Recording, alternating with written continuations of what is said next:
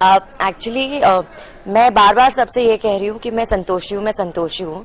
तो अब सबको ये कंफर्म हो गया है कि ये पागल है या तो इसके अंदर कोई भूत है। तो इस डाउट को क्लियर करने के लिए कि क्या सिंदूरी के अंदर सच में कोई भूत है, इसलिए उन्होंने तांत्रिक को बुलाया है। आता है सिंदूरी को समझ में आता है कि ये सब क्या हो रहा है, तो और ड्रामा करने के लिए और लोगों को सताने के लिए, सबको सताने के लिए मैं सच में नाटक करने लगती हूँ कि मेरे अंदर भूत है और इन सबको डराती हूँ। तो ये बेसिकली हम वो शूट कर रहे हैं। तो अभी आप उनको बोल रहे थे कि मैं आपकी मतलब मैं आपसे क्या है कि सिंदूरी अपनी पिछली लाइफ भूल गई है। सिर्फ वो याद लाइफ उसे याद है जब वो संतोषी के अंदर थी, जब उसकी आत्मा संतोषी के अंदर थी। तो उसे सिर्फ ये याद है कि उसका नाम संतोषी है और वो धैर्य से प्यार करती है।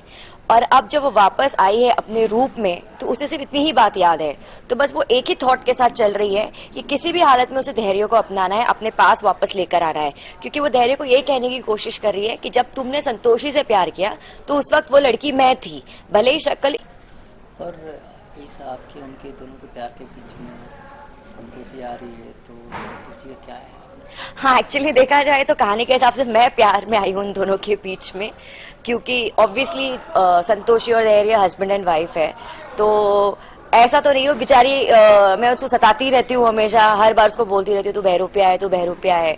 तो उनका तो एक्चुअली कोई टेक नहीं है इस वक्त। बारिश का मानसून आ गया है, कैसा लग रहा है आपको मानसून?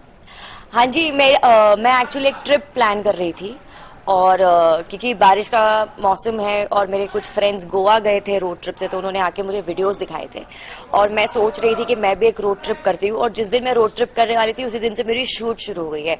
तो अब जो मेरी रोड ट्रिप होती है वो घर से नायगांव तक सेट तक होती है। तो एनीवेज वो ड्राइव भी बहुत सुंदर है। तो जब हम सुबह निकलते हैं और बहुत ठंडी ठंडी हवाएं चलती रहती है तो बहुत मजा आता है। Thank you ma'am. Thank you.